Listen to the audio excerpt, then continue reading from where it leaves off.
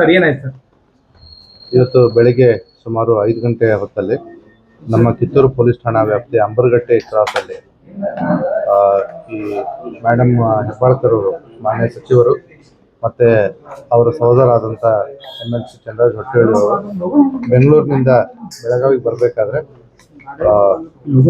ಒಂದು ನಡುವೆ ಯಾವುದೋ ಪ್ರಾಣಿ ಅಡ್ಡ ಬಂತು ಅಂತ ಹೇಳ್ಬಿಟ್ಟು ಅವರು ಅದನ್ನು ಉಳಿಸ್ಲಿಕ್ಕೆ ಹೋಗಿ ಮತ್ತು ಎದುರುಗಡೆ ಒಂದು ಹೆವಿ ವೆಹಿಕಲ್ ಕ್ಯಾಂಟರ್ ಹೋಗ್ತಾ ಇತ್ತು, ಅದಕ್ಕೆ ಆಕ್ಸಿಡೆಂಟ್ ಆಗುತ್ತೆ ಅನ್ನೋದನ್ನು ತಪ್ಪಿಸ್ಲಿಕ್ಕೆ ಹೋಗಿ ಡ್ರೈವರು ನಿಯಂತ್ರಣ ತಪ್ಪಿಕೊಂಡು ಕೆಳಗಡೆ ಸರ್ವಿಸ್ ರೋಡಿಗೆ ಎಂಟರ್ ಆಗಿದ್ದ.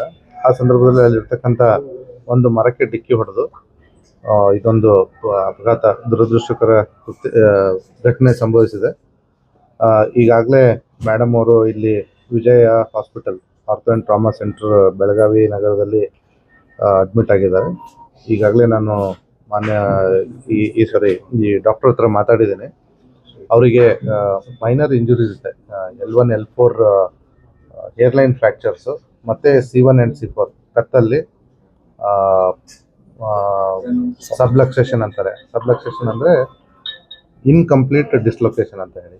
ಇವೆರಡೂ ಪ್ರಕರಣ ಇದರಲ್ಲೂ ಕೂಡ ಟ್ರೀಟ್ಮೆಂಟು ಸದ್ಯಕ್ಕೆ ಅವರು ಕನ್ಸರ್ವೇಟಿವ್ ಕೊಡ್ತಾ ಇದ್ದೀವಿ ಅಂತ ಡಾಕ್ಟರ್ ಹೇಳಿದ್ದಾರೆ.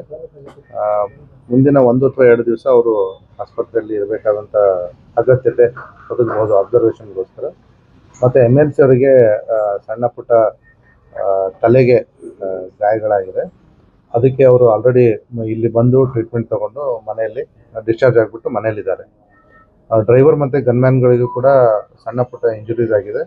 ಅವರು ಇಲ್ಲಿ ಅಡ್ಮಿಟ್ ಆಗುವಂಥ ಅವಶ್ಯಕತೆ ಇರೋದ್ರಿಂದ ಅವರು ಕೂಡ ಡಿಸ್ಚಾರ್ಜ್ ಆಗಿ ಹೋಗಿದ್ದಾರೆ. ಎಲ್ಲರೂ ನಮ್ಮ ಹಿರಿಯ ಮೇಲಧಿಕಾರಿಗಳು ಮತ್ತು ಸರ್ಕಾರದಿಂದ ಏನು ಕೇಳಿದ್ರು ಎಲ್ಲ ಮಾಹಿತಿಯನ್ನು ಕೊಟ್ಟಿದ್ರು. ಬೆಂಗಾವಲು ಪಡೆ ಇರಲಿಲ್ಲ ಇತ್ತು, ಬಟ್ ಅವರು ಸ್ವಲ್ಪ ಮುಂದೆ ಇದ್ದರು, ಹಾಗಾಗಿ ಇವರು ಹಿಂದೆ. ಬೆಂಗಾವಲು ಪಡೆ ಮತ್ತು ಇವ್ರ ವೆಹಿಕಲ್ ನಡುವೆ ಈ ಕ್ಯಾಂಟರ್ ಇತ್ತು. ಸರ್ಕಾರಿ ವಾಹನ?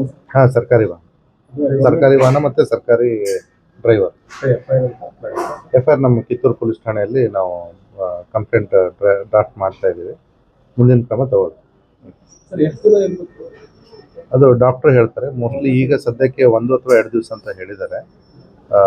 ಈಗಾಗಲೇ ತಾವುಗಳು ಕೂಡ ಡಾಕ್ಟ್ರ್ ಹತ್ರ ಮಾತಾಡಿದರೆ ಡಿಪೆಂಡಿಂಗ್ ಅಪಾನ್ ಫರ್ದರ್ ರಿಕ್ವೈರ್ಮೆಂಟ್ ಅದನ್ನು ನೋಡ್ತಾರೆ.